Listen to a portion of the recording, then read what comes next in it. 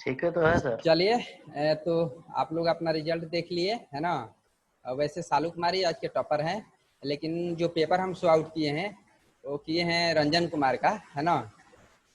तो चलिए फटाफट अपना सॉल्यूशन क्लास स्टार्ट करते हैं।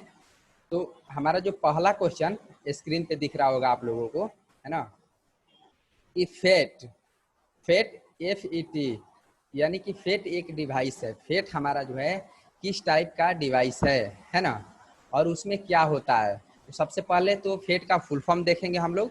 तो फेट का फुल फॉर्म जो होता है फील्ड इफेक्ट ट्रांजिस्टर, चूंकि पूछता है एग्जाम में। फील्ड इफेक्ट ट्रांजिस्टर यह हमारा एक तरह का कंट्रोल करंट कंट्रोलिंग डिवाइस है ना। करंट को कंट्रोल करने वाला डिवाइस होता है। इसमें जो पूछ रहा है कि इसमें क्या होता है ना, फेट में क्या होता है। तो इस फेट का यानी कि फील्ड इफेक्ट ट्रांजिस्टर का जो इनपुट जो इम्पीडेंस होता है, इम्पीडेंस को हिंदी में प्रतिबाधा बोलते हैं, है ना, प्रतिबाधा। तो इसका जो इनपुट इम्पीडेंस होता है वो काफ़ी हाई होता है, यानी कि ऊंच होता है ना। और ये हमारा वोल्टेज जो देता है ये नियंत्रित, यानी कि वोल्टेज को भी ये कंट्रोल करता है ना। तो ये हमारा इसका आंसर होगा। इसका वैसे 3 टर्मिनल भी होता है। पहला हमारा क्या होता है, सोर्स, दूसरा गेट और तीसरा ड्रेन। ये पूछता है कि हमारा फेट में कितने टर्मिनल होता है। चलिए बढ़ते हैं अगले क्वेश्चन की तरफ कि फेट किस पर प्रचालित होता है। ये कैरियर, जैसे कि साइकिल वाइकल में देखते हैं ना, पीछे में जो कैरियर लगा हुआ रहता है, कैरियर का काम क्या होता है, मतलब बोझा वोझा को ढोने का काम करता है ना। तो जैसा कि आप लोग अभी अभी देखे कि इसका जो फुल फॉर्म होता है फील्ड इफेक्ट ट्रांजिस्टर, और इसका 3 टर्मिनल होता है, सोर्स, ड्रेन और गेट, या यूँ बोल सकते हैं सोर्स, गेट और ड्रेन, है ना। तो 3 इसका टर्मिनल होता है, और ये केवल मुख्य वाहक के सिद्धांत पर यह प्रचालित होता है। मेनली रूप से इसमें यही पूछता है कि इसका टर्मिनल कौन कौन सा होता है, ये बहुत इंपॉर्टेंट है थोड़ा। अगला हमारा जो क्वेश्चन है कि ISO का तात्पर्य क्या होता है, यानी कि इसका फुल फॉर्म क्या होता है। International standard organisation, international standard organisation, है ना। ये कुछ नहीं है, सिर्फ याद रखना है। एलईडी प्रकाश के उत्सर्जित होने का मुख्य कारण क्या है। एलईडी में हमारा जो प्रकाश, एलईडी बल्ब जो हम लोग इस्तेमाल करते हैं, एलईडी का फुल फॉर्म जो होता है लाइट इमिटिंग डायोड।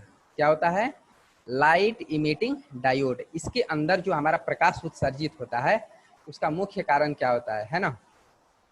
इसमें क्या करते हैं कि हम लोग जब सप्लाई देते हैं ना तो वो चार्ज होता है, इंटरनल पार्ट में क्या होता है, चार्ज होता है। चूंकि हमारा डायोड लगा हुआ है ना, डायोड हमारा एक तरह का अर्धचालक होता है ना। तो वो चार्ज होता है, और चार्ज होने के बाद उसमें क्या होता है, चेंजिंग आता है ना, परिवर्तित होता है आवेश होने के कारण। तो उसमें क्या होता है, प्रकाश उत्सर्जित होता है। इस तरह से इसको हम लोग याद रख सकते हैं कि परिवर्तन का संयोजन होता है, जिसकी वजह से उसमें क्या होता है, हमारा प्रकाश उत्सर्जित होता है। अगला क्वेश्चन और इम्पोर्टेंट क्वेश्चन है कि अगर ट्रांसमिशन लाइन पर फेज 2 ग्राउंड फॉल्ट है, हमारा ट्रांसमिशन लाइन है, ट्रांसमिशन लाइन जहाँ से कि हम लोग सप्लाई को ये बड़ा बड़ा 120 132 kV, ये जो बड़ा बड़ा लेटेस्ट टावर आप लोग देखते हैं, है ना। तो हम लोग क्या करते हैं, ट्रांसमिट करते हैं, पहले ट्रांसमिट करते हैं, हाई वोल्टेज को काफ़ी ट्रांसमिट करते हैं। तो उसमें हमारा जो जैसे कि होता है फेज 2 ग्राउंड फॉल्ट का क्या कारण है।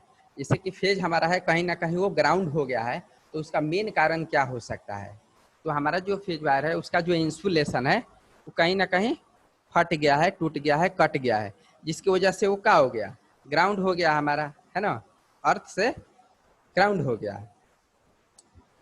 तो इंसुलेशन विफलता के कारण ये होता है फेज 2 ग्राउंड फॉल्ट।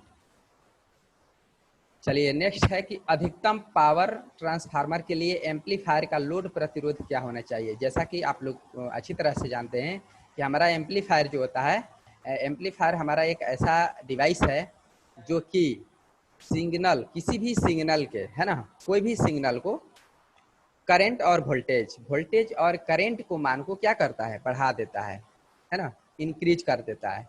एम्पलीफायर हमारा एक ऐसा डिवाइस है ना, जो कि किसी भी सिग्नल के, किसी भी वीक सिग्नल के करंट और वोल्टेज के मान को बढ़ा देता है। एक लाइन में बोल सकते हैं कि हम लोग एम्पलीफायर के माध्यम से है ना क्या कर सकते हैं, पावर घटा बढ़ा सकते हैं, है ना। तो इसका जो राइट आंसर होगा हमारा, यहाँ पे जो क्वेश्चन कर रहा है कि एम्पलीफायर का लोड प्रतिरोध क्या होना चाहिए, तो एम्पलीफायर का लोड प्रतिरोध जो होना चाहिए वो हमारा एम्पलीफायर में आउटपुट प्रतिरोध के मान के तुल्य, यानी कि उस एम्पलीफायर में जो हम लोग एम्पलीफायर में आउटपुट हमारा जो रेजिस्टेंस होता है उसका आउटपुट रेजिस्टेंस के तुल्य होना चाहिए। ठीक है, ये लोड प्रतिरोध। तो इसका क्या क्या काम है ये सब जरूर याद रखना है। हमारे किसी भी वीक सिग्नल के करंट और वोल्टेज के मान को ये इंक्रीज करता है, यानी बढ़ाने का कार्य करता है। VI कहने का मतलब क्या, हमारा पावर, है ना। चलिए अगला क्वेश्चन है कि इलेक्ट्रॉनिक्स में प्रयुक्त शब्द पीसीबी का तात्पर्य होता है। पीसीबी के फुल फॉर्म पूछता है, ये बहुत ही इंपॉर्टेंट है। प्रिंटेड सर्किट बोर्ड क्या होता है, प्रिंटेड सर्किट बोर्ड, पीसीबी का फुल फॉर्म होता है प्रिंटेड सर्किट बोर्ड। तो पढ़ते हैं अगले सवाल की तरफ कि ऊंचे हेड वाले हाइड्रो इलेक्ट्रिक पावर प्लांट में किस टरबाइन का इस्तेमाल किया जाता है। ऊंचे हेड वाले हाइड्रो इलेक्ट्रिक पावर प्लांट में किस टरबाइन का इस्तेमाल किया जाता है। बार बार बोलते हैं बाबू कि क्वेश्चन को ध्यान से सुनना है, क्योंकि हम थोड़ा रिपीट भी करते हैं ताकि हो सके कि एक बार में कुछ ना समझ में आए तो दोबारा में, है ना। तो बिल्कुल माइंड को एकदम केंद्रित करते रहना है और आवाज़ को सुनते रहना है, देखते रहना है क्वेश्चन को। तो हमारा जो ऊंचे हेड वाले हाइड्रो इलेक्ट्रिक पावर प्लांट जो होता है उसमें हम लोग किस प्रकार के टरबाइन का इस्तेमाल करते हैं, तो उसमें होता है हमारा आवेग टरबाइन। आवेग टरबाइन को हम लोग अंग्रेजी में बोलते हैं इम्पल्स टरबाइन, है ना। इम्पल्स टरबाइन बहुत प्रकार के होता है, कपलान टरबाइन, ठीक है, इम्पल्स टरबाइन, फ्रांसिस टरबाइन, इस तरह से और बहुत सारा होता है, ठीक है ना। एक चीज़ और इसमें हम लोग ध्यान देंगे कि इम्पल्स टरबाइन जो हमारा होता है ना, जिसके बारे में अभी हम लोग पढ़ रहे हैं, इसका इस्तेमाल तो हम लोग हाइड्रो इलेक्ट्रिक पावर प्लांट में करते हैं, लेकिन इसका इस्तेमाल करने का मेन पर्पस क्या होता है कि हाई स्पीड के लिए, जहाँ पे हम लोगों को स्पीड ज़्यादा चाहिए, उन सब जगहों पे इसका इस्तेमाल हम लोग करते हैं इम्पल्स टरबाइन का। तो ये सब थोड़ा ध्यान देना है। चलिए बढ़ते हैं अगले सवाल की तरफ कि AC और DC दोनों आपूर्ति में किस प्रकार के रिले का उपयोग किया जाता है। AC और DC, है ना, AC और DC दोनों आपूर्ति में हम लोग जो रिले इस्तेमाल करते हैं वो हमारा, जैसा कि अभी अभी आप लोग इम्पल्स टरबाइन पढ़े, उसी तरह से एक होता है हमारा इम्पल्स रिले होता है। क्या होता है, इम्पल्स रिले, आवेग रिले जिसको बोल सकते हैं। रिले भी बहुत टाइप के होता है, ओवरलोड रिले, ठीक है, निम्न वोल्टेज रिले, निम्न करंट रिले, इस तरह से। तो ये सब थोड़ा ध्यान देना है। बढ़ते हैं अगले सवाल की तरफ कि एक गैर पारंपरिक ऊर्जा स्रोत कौन सा है। गैर पारंपरिक यानी कि नॉन कन्वेंशनल एनर्जी, है ना। तो जैसा कि आप लोगों को मैंने एक लाइन में बताया था कि हमारा वैसा जो कि कभी खत्म नहीं होगा, क्या होगा, कभी खत्म होने वाला नहीं है ना, कभी खत्म होने वाला नहीं है।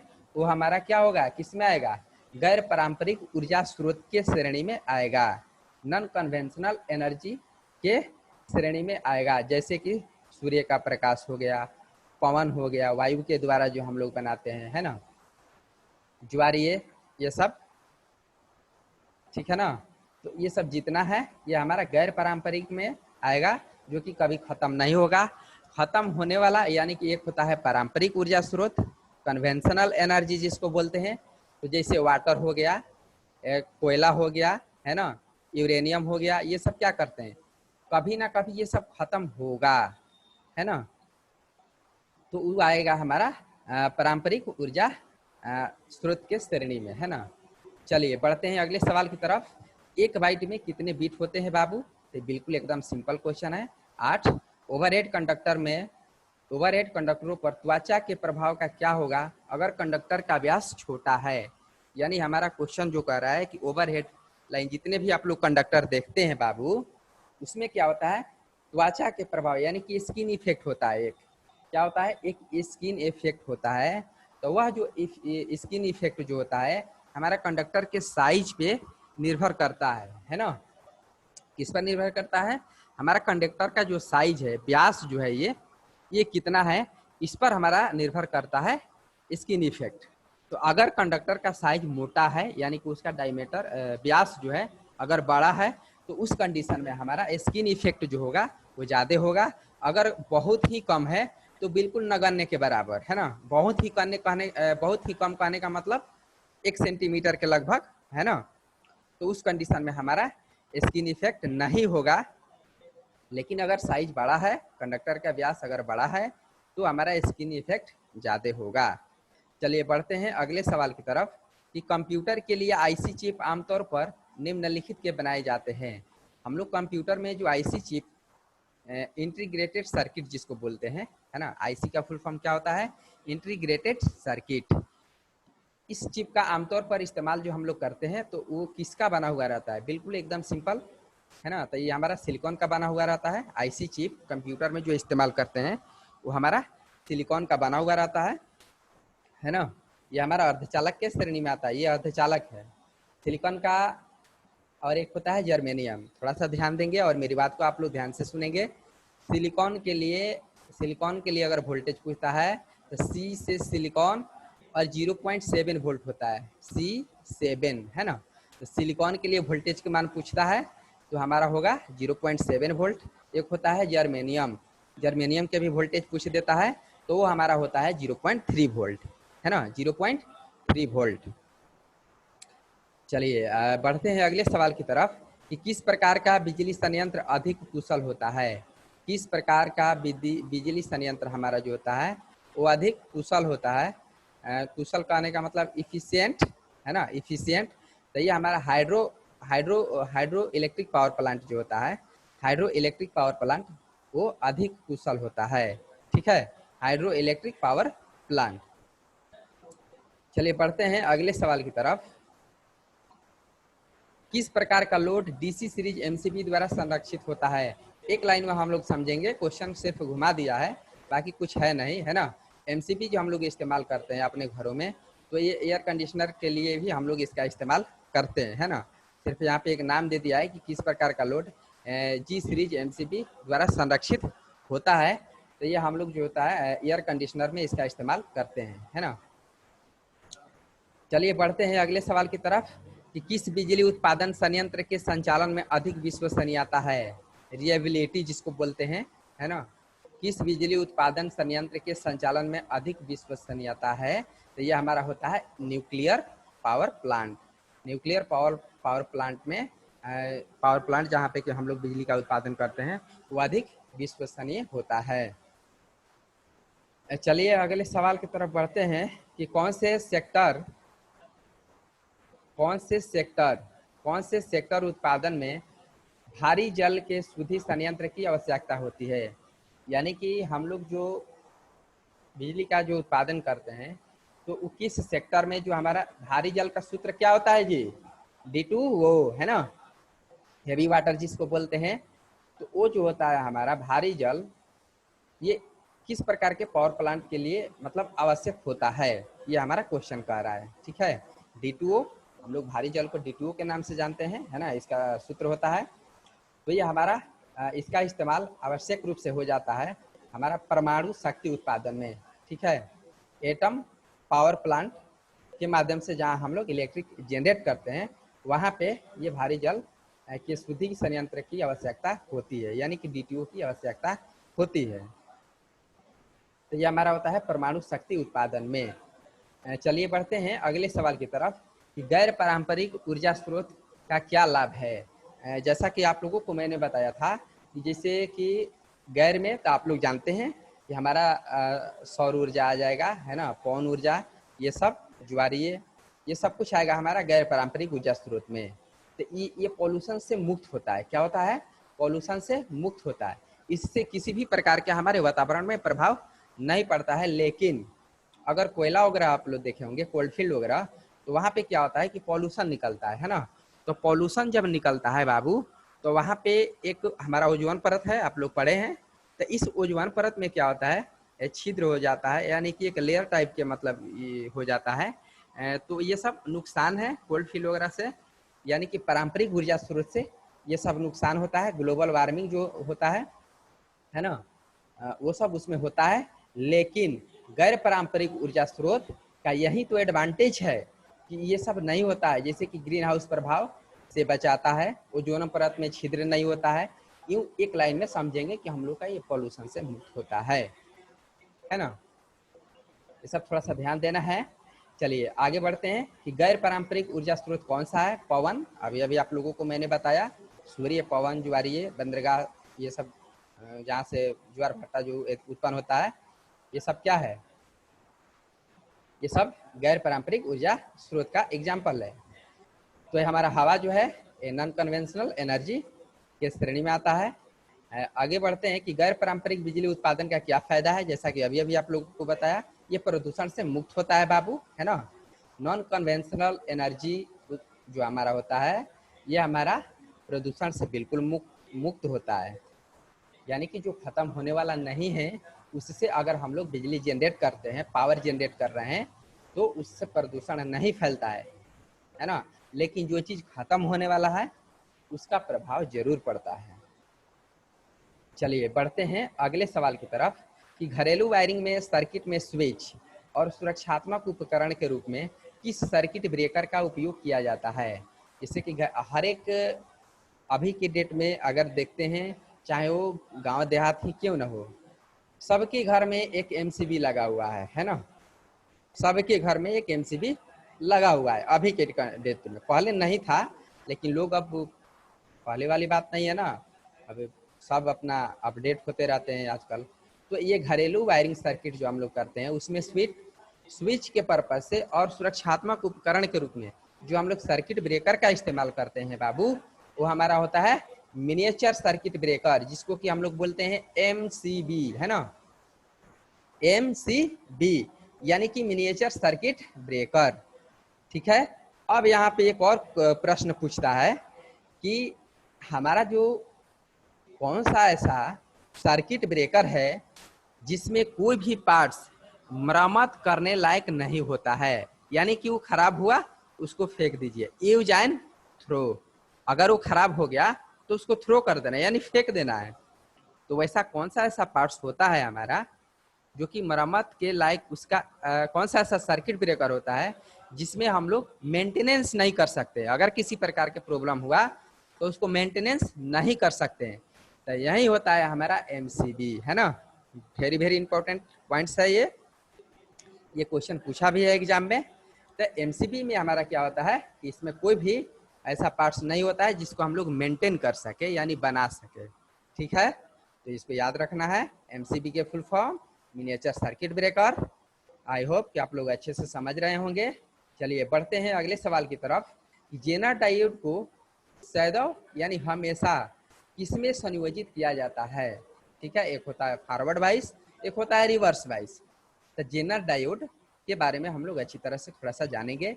जेनर डायोड को जब भी हम लोग को अगर जुड़ना होगा परिपथ में, सर्किट में, तो इसको रिवर्स वाइस में जोड़ते हैं। कहाँ जोड़ते हैं?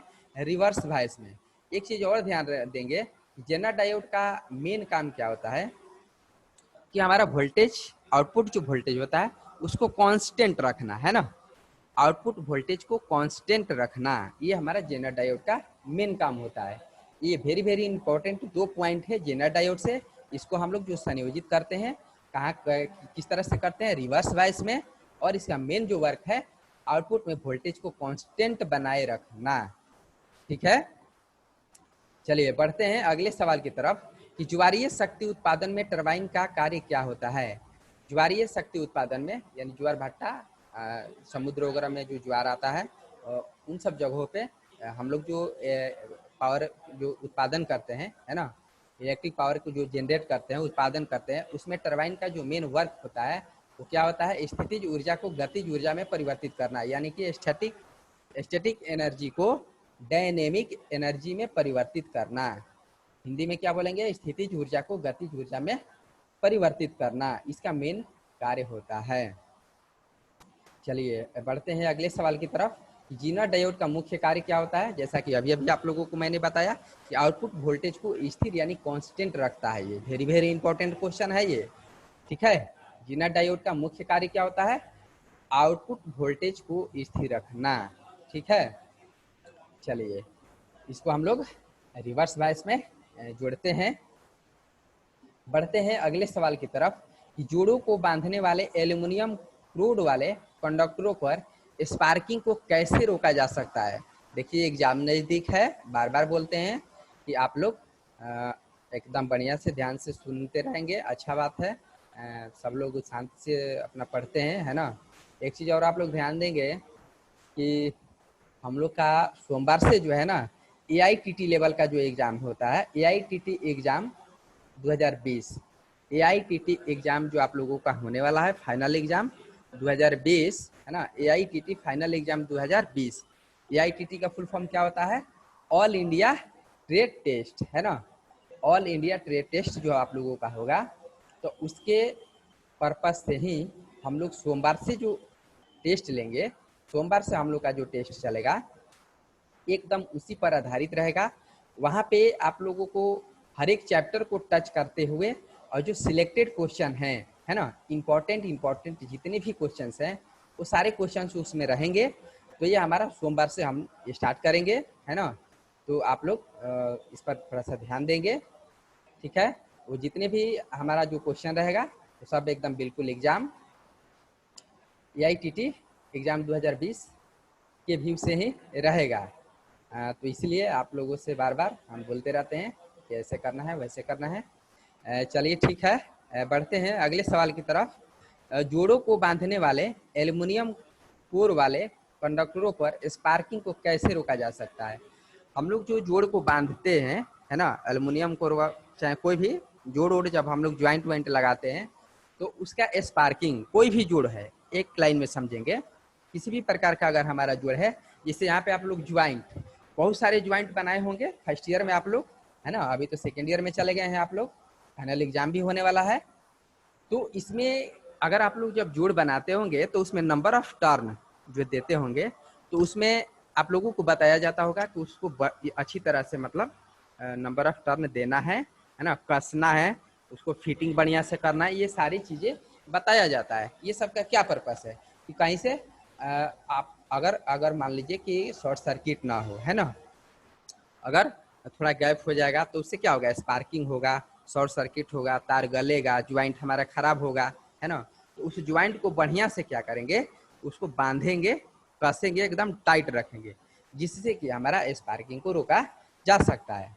तो इसका राइट आंसर जो दिया है कि बांधने वाले घुमावों को कसकर रखना चाहिए, जिससे कि हमारा स्पार्किंग कम होगा, है ना। चलिए बढ़ते हैं अगले सवाल की तरफ कि ट्रांसमिशन लाइन वोल्टेज को किस स्थान पर उपभोक्ता आपूर्ति वोल्टेज में ले जाया जाता है। ध्यान से देखेंगे आप लोग। जैसे कि आप लोग जानते हैं कि हमारा जो बिजली का उत्पादन होता है, उसके बाद वहाँ से स्टेप अप ट्रांसफार्मर के माध्यम से उस वोल्टेज को जो हम लोग क्या करते हैं, काफ़ी एकदम बढ़ा देते हैं, है ना। जिसे कि 33 kV, 66 kV, 132 kV, इस तरह से हम लोग स्टेप अप ट्रांसफार्मर के माध्यम से उसको बढ़ाते हैं। जब काफ़ी ज़्यादा हो जाता है तो फिर वहाँ से क्या करते हैं, लेटेस्ट टावर, जितने ये बड़े बड़े जो आप लोग देखते हैं ना स्टील वाला जो टावर होता है, उसको हम लोग बोलते हैं लेटेस्ट टावर, है ना, लेटेस्ट टावर बोलते हैं उसको। तो उसके माध्यम से हम लोग क्या करते हैं कि उसको ट्रांसमिट करते हैं।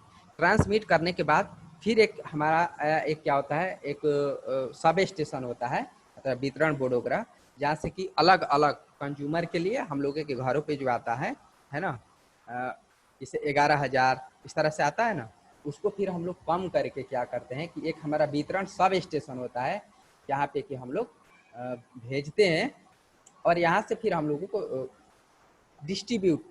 डिस्ट्रीब्यूशन सब स्टेशन, जहाँ से कि फिर बिजली को क्या किया जाता है कि अलग अलग क्षेत्रों में डिस्ट्रीब्यूट किया जाता है यूज करने के लिए, है ना। तो सबसे पहले उसको ट्रांसमिट करते हैं, उसके बाद क्या करते हैं, वितरण यानी सब डिस्ट्रीब्यूशन सब स्टेशन पे उसको लेके जाया जाता है, और वहाँ से फिर हम लोग क्या करते हैं, अलग अलग जगहों पर बिजली को डिस्ट्रीब्यूट करते हैं और उसको हम लोग फिर इस्तेमाल करते हैं, है ना। चलिए अगला हमारा जो क्वेश्चन है कि डायोड की पीआईवी रेटिंग का मान क्या होता है। सबसे पहले तो डायोड के बारे में आप लोग जाने। पीआईवी रेटिंग के बारे में पूछता है, इसका फुल फॉर्म भी, तो इसका फुल फॉर्म जो होता है बाबू, पीक इनवर्स वोल्टेज। क्या होता है? पीक इनवर्स वोल्टेज, ठीक है ना। तो इसका जो हमारा डायोड की पीआईवी रेटिंग का जो मान होता है वो हमारा सेकेंडरी वोल्टेज जो होता है, सेकेंडरी वोल्टेज जो इसमें इस्तेमाल करते हैं उसका मैक्सिमम होता है। क्या होता है? सेकेंडरी वोल्टेज का अधिकतम मान। इसका पीआईवी जो रेटिंग होता है हमारा सेकेंडरी वोल्टेज के अधिकतम मान के बराबर होता है ना। इस तरह से इसको हम लोगों को याद रखना है। बढ़ते हैं अगले सवाल की तरफ कि परमाणु ऊर्जा स्टेशन में परमाणु विखंडन के लिए उपयोग परमाणु सामग्री क्या होता है। ये सब बहुत सारे, ये सब छोटा छोटा क्वेश्चन इधर है। चूंकि आप लोग लूसेंट स्पीडी ये सारे ये सब पढ़ते होंगे तो ये सब तो बिल्कुल ही आप लोगों के लिए नॉर्मल क्वेश्चन होगा, है ना। तो परमाणु ऊर्जा स्टेशन में परमाणु विखंडन के लिए हम लोग जो उपयोग करते हैं परमाणु सामग्री के रूप में, उसका क्या नाम होता है? तो ये हमारा थोरियम होता है, ठीक है। हम लोग क्या करेंगे कि कुछ देर के बाद, यानी कि थोड़ा देर, अभी हम लोग क्या करेंगे कि ब्रेक लेंगे, है ना, 1-2 मिनट के लिए। तब तक करते हैं अभी। परमाणु रिएक्टर में नियंत्रक छड़ के रूप में जो हम लोग सामग्री इस्तेमाल करते हैं वो हमारा कैडमियम होता है। परमाणु रिएक्टर में नियंत्रक छड़ के रूप में जो इस्तेमाल करते हैं क्या होता है? कैडमियम, है ना। चलिए नेक्स्ट हमारा है कि पारंपरिक बिजली उत्पादन कौन सा है। जैसा कि आप लोगों को मैंने बताया, पारंपरिक में हमारा वो सारी चीजें आएगा बाबू, जो कि कभी ना कभी ऐसा समय आएगा जब ये खत्म हो जाएगा, यानी धरती पे से बिल्कुल वो समाप्त हो जाएगा। इस तरह से याद रखना है। बड़ी कंफ्यूजन करता है नॉन कन्वेंशनल और कन्वेंशनल। तो नॉन कन्वेंशनल के बारे में आप लोगों को मैंने बताया, जो कि कभी खत्म नहीं होगा, ठीक है। लेकिन कन्वेंशनल यानी कि पारंपरिक हमारा जो है वो ऐसा समय आएगा, शायद हम लोग नहीं देखें लेकिन आने वाला जनरेशन है वो जरूर देखेगा, उन सब परेशानियों को झेलेगा भी। तो ये हमारा होता है जो कि कभी ना कभी खत्म होगा, जैसे ऑयल, ठीक है, यूरेनियम वगैरह हम लोग क्या करते हैं, सब खाद्यान्न से अंदर से निकालते हैं, कोयला, ये सारी चीजें क्या करते हैं पृथ्वी के अंदर से निकालते हैं। तो हो सकता है कभी ना कभी तो ऐसा समय आएगा जब ये खत्म होगा, ठीक है। तो इसमें हमारा जो क्वेश्चन कह रहा है कि पारंपरिक बिजली उत्पादन कौन सा है, तो अभी अभी आप लोगों को मैंने 3-4 एग्जाम्पल दिया। पवन नहीं होगा, पवन तो ये किस में आएगा? गैर पारंपरिक में, नॉन कन्वेंशनल में आएगा, है ना। तो कोयला हो गया हमारा, जल हो गया, यूरेनियम हो गया, ये सब हमारा किस में आएगा? पारंपरिक ऊर्जा स्रोत में आएगा, ठीक है ना। चलिए आई होप कि आप लोग अच्छी तरह से समझ रहे होंगे, ठीक है। तो हम लोग क्या करेंगे, थोड़ा सा अभी 1 मिनट के लिए हम लोग ब्रेक लेंगे, 1 या 2 मिनट के लिए ब्रेक लेंगे, है ना। उसके बाद जो है फिर से दूसरा सेशन में हम लोग जुड़ेंगे, ओके।